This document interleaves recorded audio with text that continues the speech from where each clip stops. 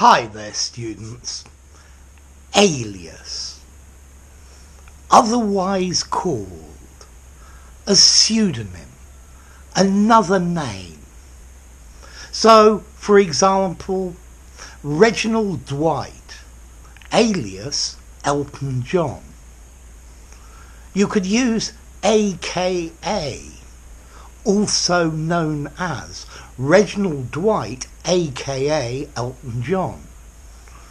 Reginald Dwight, also known as Elton John.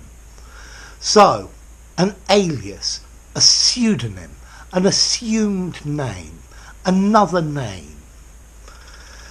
So, Robert Zimmerman, alias Bob Dylan. So this word alias, it just means known by a different name at another time or in another place. Yeah? Otherwise called.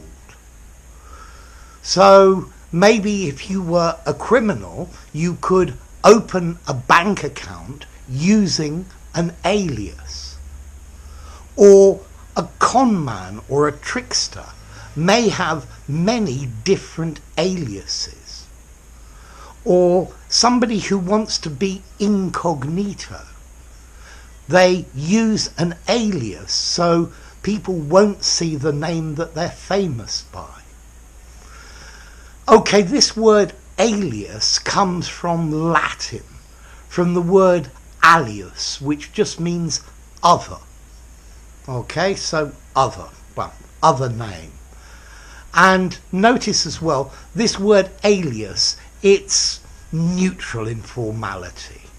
You could use it in an informal conversation in the pub. You could use it in a very formal document. So it's nice and flexible.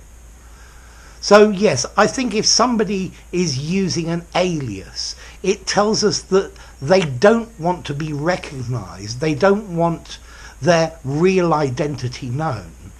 Maybe for criminal reasons or maybe for other different reasons.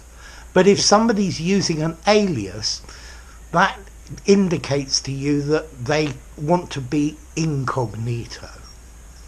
So, Alex, aka I Swear English. Alex, alias I Swear English. So, an easy word for you to use. If you enjoyed the video, give it a rating, subscribe to my channel, and I'll see you soon. Bye for now. Alias.